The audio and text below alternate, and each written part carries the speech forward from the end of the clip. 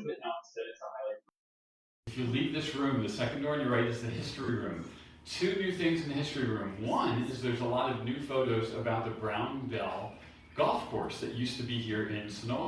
And what's fascinating about that is because on Saturday, June 21st, it's our first Kids' Day of the summer, and they're going to be doing a Brown Bell mini golf right in here, right? That's right. Yes, so that's a great thing. Not real golf balls. Not real golf balls. That's a good thing too. So there will be 3 Children's Days during the course of the summer, one in June, one in July, and one in August. And the first one is the Brown Bell. But the other exhibit inside the history room is it's a dress that was just newly acquired. And my understanding is the dress was done in the 1960s, but all the accoutrements, the beads, I don't know what they call it. Appliques from 1905. And so it's a very interesting wedding dress that you may want to see. And just thank you. Thank you for being a member. Thank you for being a sponsor. Thank you for being, whether it's corporate or whatever. Because of you, we keep the museum open. And so something happened yesterday. Brooke and Letty were here working and doing things, and there's a knock on the door. You're not open, but there's a knock on the door. And it was 3 Carmichaels, relatives of the Carmichaels that lived here in this Carmichael house. And so they got to show them around. They got to show them some of the family files. And it was just a really cool thing. And stuff like that happens because you support the museum. So thank you very much. We appreciate your support. And now, I'm going to turn it over to Jennifer. Thank you. It's my pleasure to introduce 2 of our very own, Kay and Dick Sutton, who are our locals and active members here at the Historical Society. They're going to do a presentation about some of the artifacts that are on their property, but also the history of that, because they've done a tremendous amount of research, and they'll do it much more justice than I do. So please welcome Kay and Dick. Okay. We can't both talk in the microphone at the same time. Yeah, don't expect a wow factor. Don't expect like a full Native American a piece of pottery that's complete and together, because what we are finding on our property and what makes it the wow factor for us is the quantity that we are finding and the spread between, which we'll go over in a little bit, the spread between what you can tell is new pottery or points, and old pottery or points.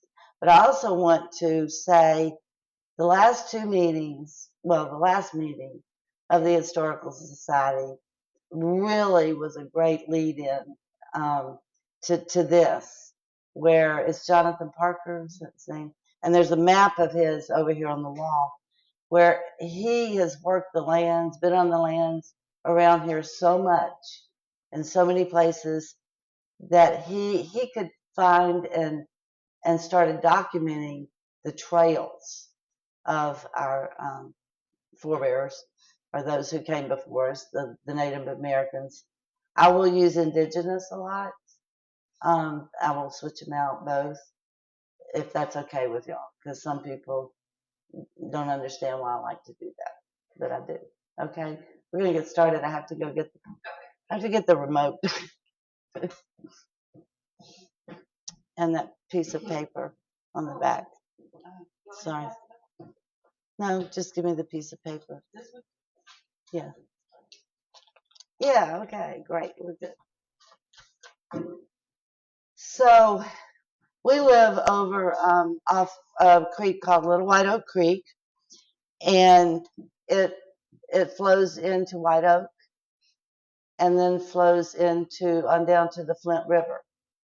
I know that there are everybody living along any creek or river in this town, in the state of Georgia, has access to potentially finding some of our Native American artifacts.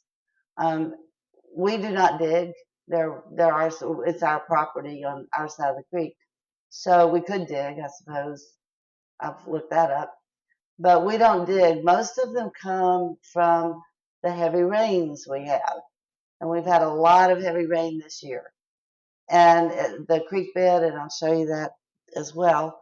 The creek bed. Let's see if I get this. Okay. Sorry, might need help. Oh, they fade. The creek beds where we are, it does flood, and after the flood is when Dick goes out looking for artifacts, and every time, I mean every single time he goes looking for artifacts, he comes up with something. So this is the same slide 3 times.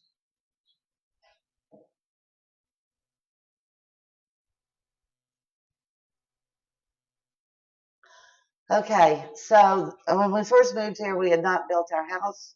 We were the people before us had cleared a spot of land and back near the creek, and there was a huge oak tree. You've seen them. You've seen them all over Coweta County. When the rains come and the winds come, oak trees fall over, the big ones sometimes. So the root ball was flipped up, and we were down there, doing what you do, cleaning up a little bit. We just bought a piece of property, and I found, I think the first was it. Did I find the first one? I'm gonna take credit for it. So, and it was a point in the root ball, and we have found other things in the root balls of the trees that have fallen over. Because think about it, they may have been growing there 100 years, 200 years, those big oaks and other trees. And when the ground gives way and that root ball comes up, there's very likely something that's going to be in the bottom. I may have a little problem here. Let me see. Okay, so that was my first arrowhead that I found in the root ball of the tree. And go back one.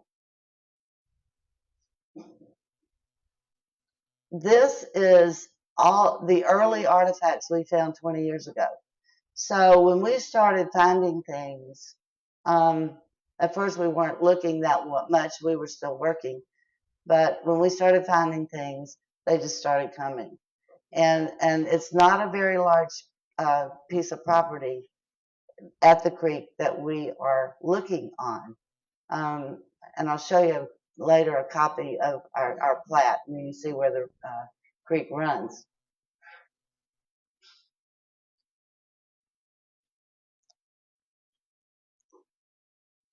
This will get going smoother in a minute.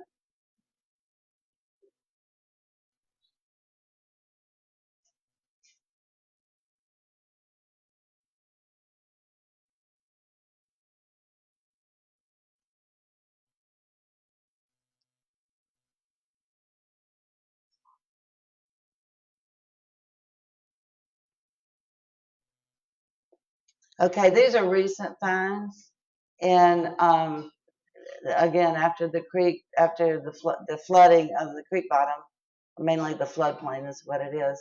They just come up. We have a piece of pottery. I don't think it's with us today. That we found this year, just not long ago. I don't know why that's repeating.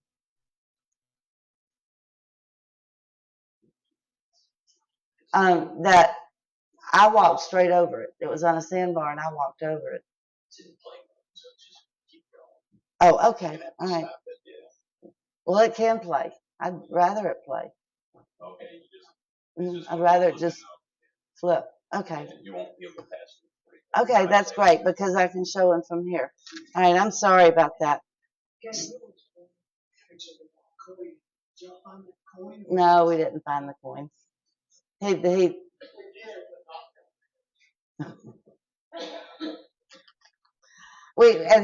have not found. I don't think anything. We don't find.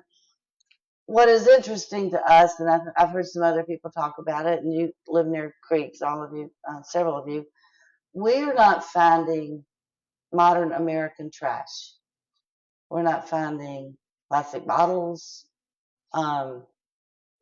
What she's saying is our site is so old It's been there for hundreds of years. Well, one piece of pottery has been dated at 800 years old.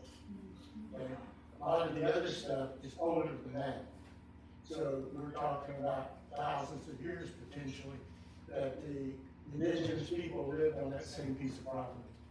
But what we've not found, which I found at any other site I've been, is European influence. That place has no European influence. There's no pipe stems. There's no money. There's no buttons. There's no metal at all. The only thing we're finding there is arrowheads, pottery, and stone tools. And that's what we want to go look at now. I'm going to put this back up here.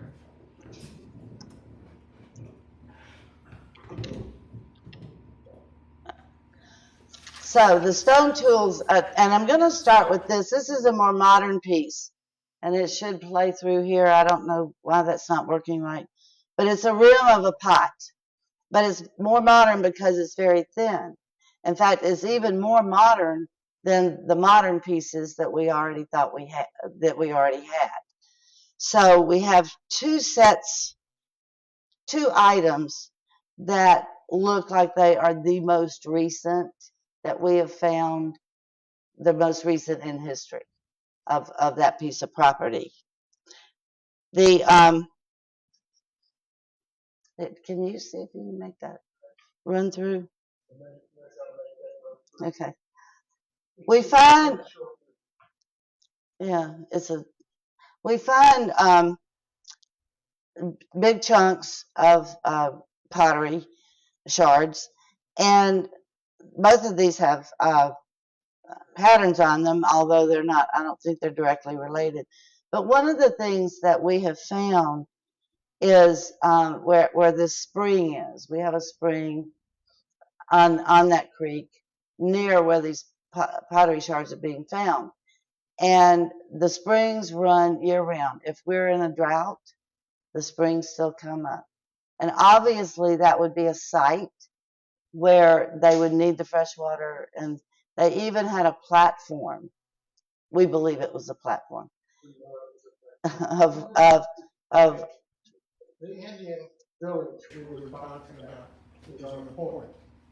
And the point runs out against a spur off the main creek.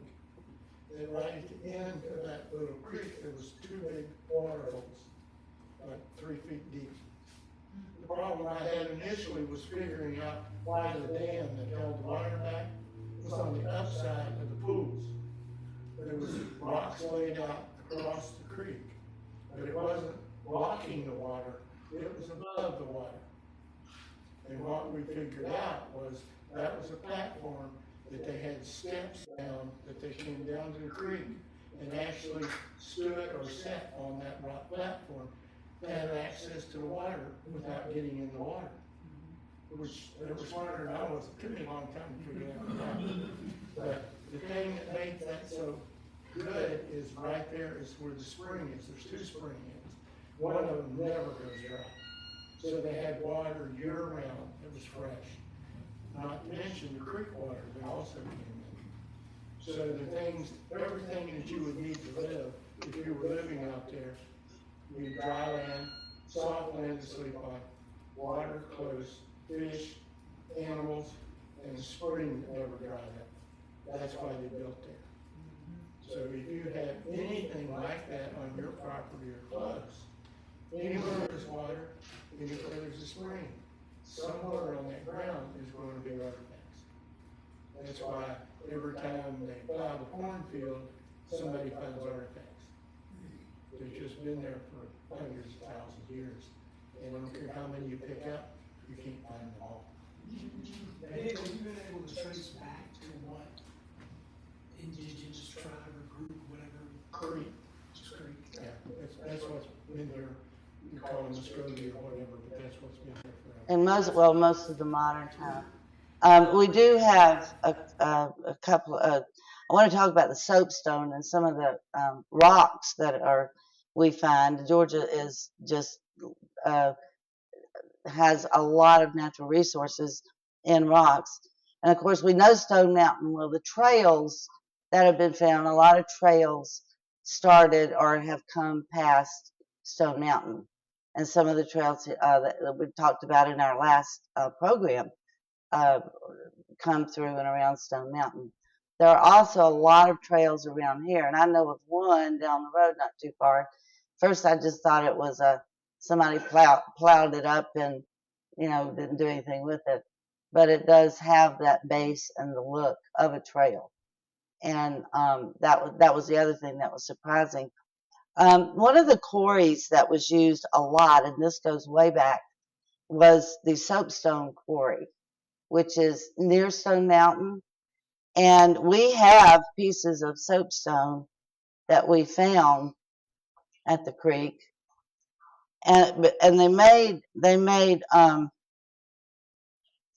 bowls out of these, and the soapstone, and you can feel it when you come up here. You can pass one around. The soapstone was easier to dig out and mold it into like a bowl. It also had could help. It also would hold heat. So when they cooked their food, they liked the soapstone bowls because it would hold heat. And the soapstone, they actually had a major, I'll call it manufacturing, they wouldn't have called it that, of soapstone bowls and other things over near the Soapstone Ridge is between, it was on the Clayton-DeKalb County line, but not that far from Stone Mountain. But they're not directly related in that respect. So we are finding a lot of soapstone shards, and The interesting part about the soapstone is not native to Kelly County. The closest outcropping of soapstone is this one in DeKalb County. The next one is over in Alabama. So imagine going somewhere that far away when you didn't have roads and trails. In front of it, the walk. And cutting that bowl out of a rock and carrying it back. So somebody carried that soapstone bowl when it was all in one piece, all the way from DeKalb County to here. Then they brought it here to trade, or somebody may have went there and get it. But it didn't come from here. It was actually carved out there and somebody transported it. And we found several different sizes and styles, so there was a lot of them here. the other thing that we've talked to several people about who know more than we do is, was it a community or was it just a hunting area? And it's really strong signs that this was a community, and of course the community extended out, and we know that with the history of the Creek Indians and how, and even though they were in more modern times that we're aware of, they were here a very long time. So we have also, were there families, was it just hunting or whatever? We have 3 of these. There's 2 of these here today, and you can see them look at them when you come up. But these are called discoidals only because the people who find artifacts name them, and they're a disc. But there were several games that were played, and the people, when we ask people about them, they call them a game piece. And one of the games that I found that they described was making a flat clay surface. Let's say it looked maybe like a bowling alley, I don't know, but outside, and rolling the disc down that surface. And where it stopped, they would throw their spears. And the closest to the rock, the disc, wins, whatever. Sounded like darts to me. But they did play. They did have play games, and they had a lot of games around these pieces that we had not realized. Now we're not finding other pieces that would have been along those lines, but certainly these were game pieces. And you found those in the creek? On the creek. And when we say on the creek, Everything here is found on our majority of it either came off the bank of the creek or on what we call the camp, which is just above that. We don't dig. There was a dirt pile that the guys who owned it before graded the road. I sifted that dirt pile. Okay, and we found pottery and points in there. Most of what we find was around where that water hole was, where the platform was. And it started with the bottom when there was full, which over a period of time, I sifted all that out. The other stuff is in the bank of the creek. So the water's here, the bank may be that far, who knows how long it took to build that up. But that is in the bank, so when the water gets up and rushes down through there, it uncovers it. When it uncovers it, where's that piece you had? It leaves part of it sticking out. So when this piece was found, what was sticking out was this little corner. Well, Dudley thought it was a little piece, so he grabbed a hold of it to pull it out of the dirt and tore off that little piece. So I actually then dug it out of the bank. But it's been around that same spring head that they've either broke or lost or whatever. And once it gets broke up, it ends up either in the bottom of the creek bed or in the bank. Assuming that 800 years ago when this was deposited there, the creek was way down here. And over that many times, the water washed dirt out. So now this was 3 feet down on the bank. It wasn't on the top, it was that far down. And that's what we found with most of it. After a big rain and the water gets up, it'll uncover a pocket somewhere that it'll wash out. In some cases, we found one little pool that the water had washed down against the bank and it hit against the tree stump that was on the edge of the bank. There was 10 pieces in a spot about that big. All of them probably close to this size, where they had washed out and gathered in that low spot. So everything that we've got has come off that piece of property. Most of it has come off of an acre and a half right there around the creek. And how do you determine the 800 years? That was determined by one of these sites on one particular piece that we found actually several months ago. It had a pattern on it. The pattern was distinctive to a clan out of Macon. That clan out of Macon was active 800 years ago. And the guy looked at the pattern and the way it was stamped and the pottery chart, and he's one of the guys on Ancestry Online. So he knows what he's talking about. We put it out there and asked because it was a pattern we hadn't seen here. And he came back and dated that one for us. The other ones we could probably have carbon dated, and the dates on them would probably scare you as to how old some of them are. But we haven't done that. We just pick them up and lay them on somewhere so that we can touch them every now and then, and anybody wants to can see them. Yeah, well, I'm missing a couple of things. I don't What know. are you looking for? No, just that the last one we had, that was the went back about 8,000 years, possibly about 8,000 years. But we do have Georgia does have a lot of sites, and some of the schools, a lot of our universities now have departments, and they are willing to maybe give you some thoughts on things. They don't, since they are in that business of knowing and discovering and carbon dating and all that, they don't just look at a piece and say, oh, it's this.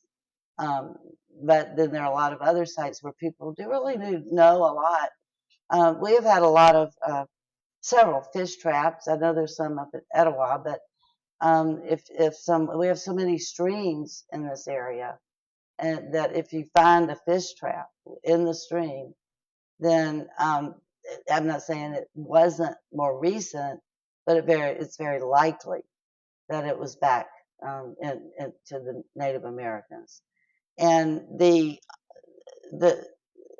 sites have been great because people, and I would encourage you, if you have any interest at all, to go on, find some of these sites where people are posting on what they're finding, because it's the what's most interesting to me is what is being found all over the state of Georgia, and the volume. And I said our wow factor is the volume, not some pristine plot that we found. It is the volume. So and that it's more consistent with pottery and rocks. And there's gonna be, our site is not one that would have been a major site with hundreds of people on it. It was a small site. It may have even been a small hunting camp that was only there certain times of the year. We don't know that. But we do know across, Al Roberts from us over on White Oak, we have a friend over there who has another site. They find similar type things on this and have for a long time.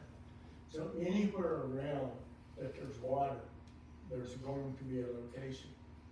And it's like next door to you, where they're putting in a subdivision, go over and walk the ground. You'll be surprised what you'll find. Then after it rains, walk it again, because it will uncover stuff you didn't see before. Points like to be found when it's wet. They shine when they're wet. Pottery doesn't like to be found when it's wet. It likes to be dried out with the sun. Then it shines. So you have to walk that piece of ground more than once. And it's interesting. Will surprise you if you dig up a flower bed in your backyard, what you might find if you look at the dirt. I mean, not talking about the potting soil you're going to put on top of it, but the dirt you actually dug up. Well, here's an example. We have no clue, and the people we've asked really haven't answered this. But this was found this year. Yeah. It looks like an arrow to me. Now, they may have traded for that, picked it up somewhere. Yeah, because doesn't look like it would be something made in this geographical area. So, again, the trading trails were all over, from the coast all the way into Alabama and into Florida. So that was a cute little find that we really liked. You can look at and say, okay, well, you know that was some type of accident, where they use it with their hand or where they tied it on a stick. You can say, well, this one's been worked. Look how many chips they took off it. I'd hate to have to chop wood with that silly thing. But they did use something. They did something with it. And then we've got some things like this. I have no idea what they did with that. And I'd hate to take the time to drill the hole through it, considering they probably had to use an antler to do it. So those kind of things you find, and you shake your head and say, okay, I don't know. The points that we find here that are really native to here are the quartz. That's what you can dig up out of the ground here and use. The ones that are flint, they have a lot of flint, but they have trade for it here. We don't have any outcroppings of flint local. You go next door, you do. So they would have went next door and traded, who knows, hides or something for the flint that they use to make their points with. So And tell me about this. I don't know what that is. Well, you find just anything. Now, That probably is a trade item that came from somewhere else. it's smooth on the back, so maybe not as old as some of the others. It's pretty smooth on the top. Yes. Obviously, somebody made an axe head out of it, but that material is not something you would find local. Mm-mm. So where it came from Stone Mountain or where it came from Alabama, I don't know, but somebody saw it and traded for it. And again, that's trading indigenous people to indigenous people. That's not anything that came from Europe. We have no sign of that. I can walk the fields of Virginia and find pipe stems just everywhere. And those came from Europe. I cannot find a pipe stem on my property. And I have looked. At the camp, it should be if it was there. So that All of this is older than when the Europeans were involved, because we have no trade items with that at all. Really, the last piece we were going to talk about, and I do have pictures. I just don't know why I can't get to them. That would be my fault. But we have a piece, and it's called an edge-filled scraper. And they say, and there are a lot of these shown out on the sites that we go to, but they say that this could be 12 to 15,000 years because they type them and date them by what they've already found, like in a community where they find a lot of different things, the pottery, the shards, the arrowheads, the spear points, and a lot of work has been done, so they can pretty much tell, they being the experts, certainly not us. So this was found this year on the creek bank. And again, And you can look at it when you come up. they age them and type them by the style. So this, at one point in time, the intent was it was going to be a spearhead or an arrowhead. In making, they either broke the tip, or they broke that tip when it went into something. Once that happened, they did a little job over here where you put your thumb and made it a scraper.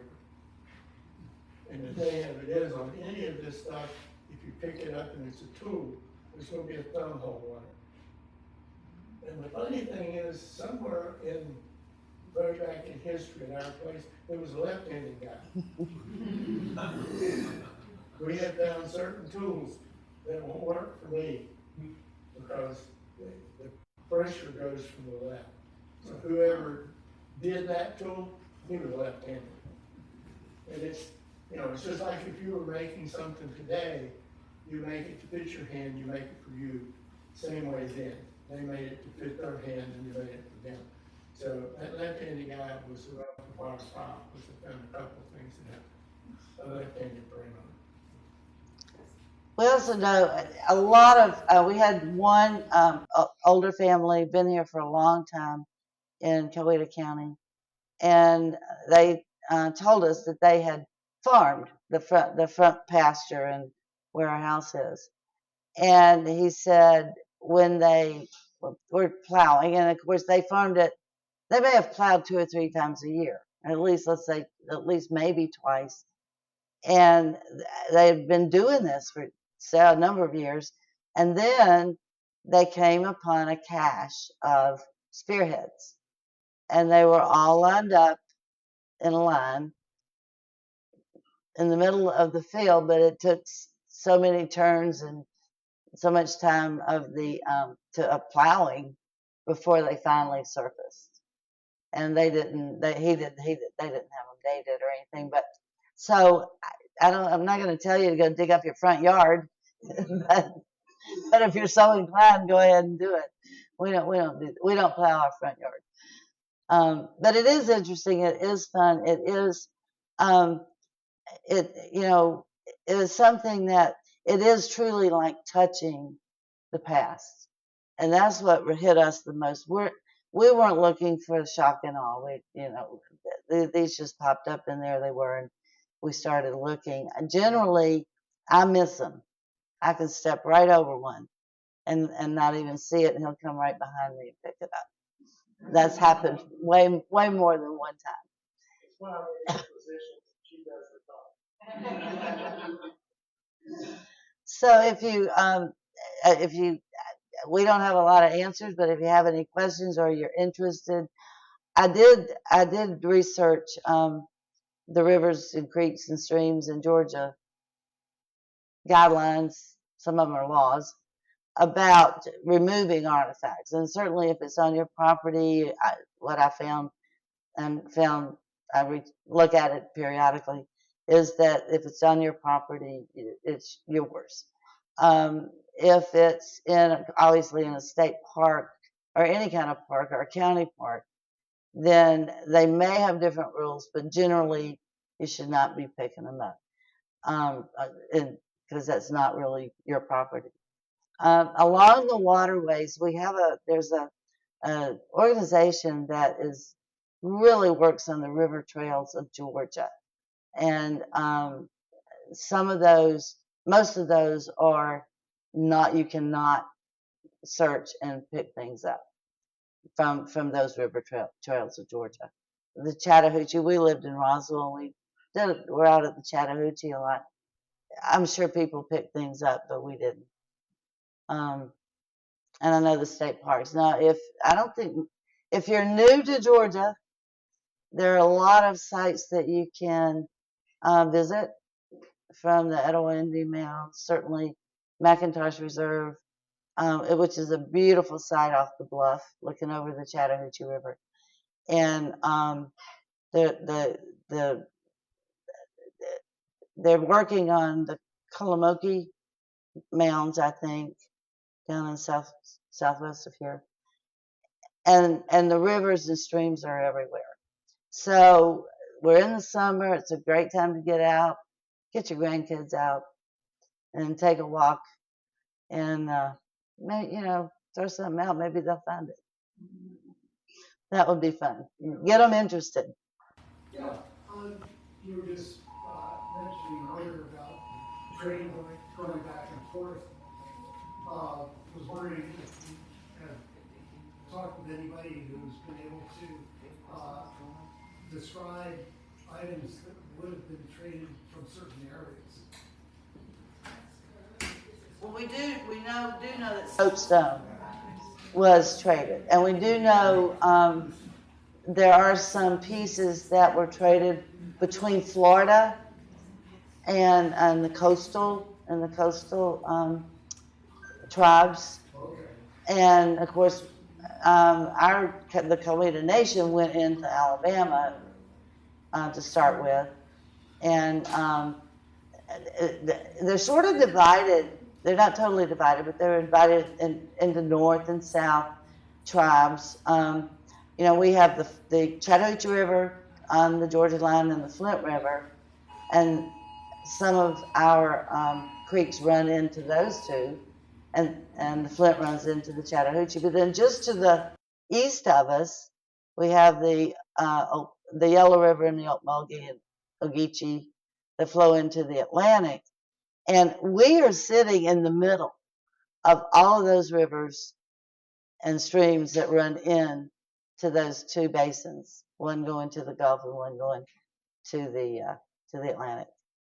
So They probably traded a lot more stuff. The only thing that we've seen that we have found that have been traded from outside was flint with different colors and soapstone. Everything else that we found would have been or could have been made right where it was.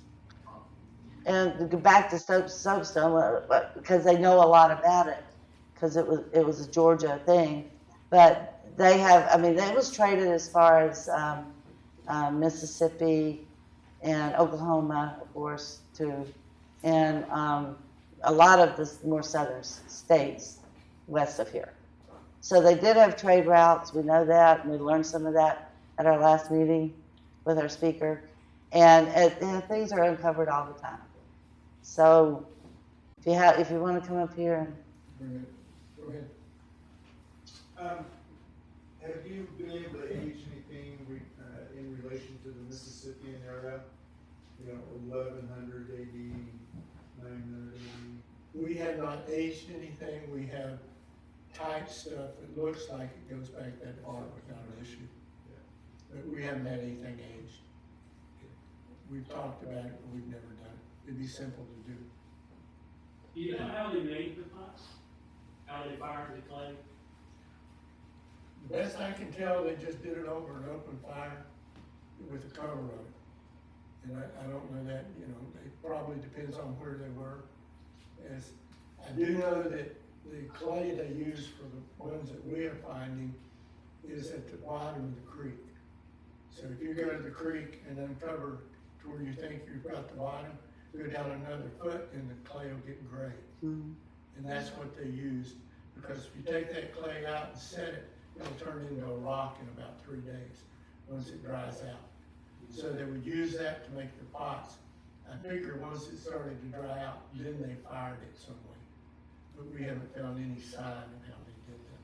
Yeah. Our blue clay, I call it blue clay, it is the blue-gray clay. There are pockets of it along the creek. And when we took a bucket, I was going to make pottery. We took a bucket and just set it out, like you said, and the sun baked it for, a couple of months. And it was concrete. And even the rain that came after it got that hard did not break it down. So, and you can see the blue and the blue-gray in some of the older pottery. So, Question? So was this an interest of yours before you moved to that piece of property and started finding stuff? No, we got interested when we moved down, we had neighbors that we knew, and they showed us what they had. They had a similar place, and I had never seen a piece of pottery come out of the dirt before until we were there. And we picked up a little piece of pottery and looked at it. We got started when we moved on our place, like she said, we found the first point, digging up a tree root.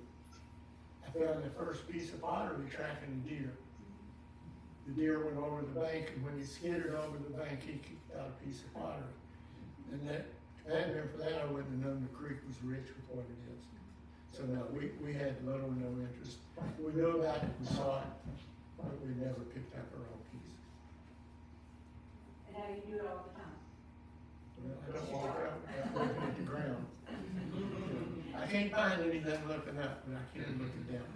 And that's how she does it. She's too busy looking where she's going, and I'm too busy looking. I'm looking at, let's cut this down over here and trim this over here. Every time the water gets up, I go to the creek. When the water goes back down, because it has deposited something somewhere. All I have to do is find it. Sometimes that's easy and sometimes it's not. But there's always something there to help. Same way with, if I happen to go next door where they're farming, they plowed and planted corn. I walked down the edge of that the other day and picked up a point. That field's been plowed, I don't know how many times, but every time they plow it, something else comes up. So it's the same way in your yard, there's something there, it's just a matter of happening to be able to see it when you dig up the flower bed. Question? I think we probably used up our time.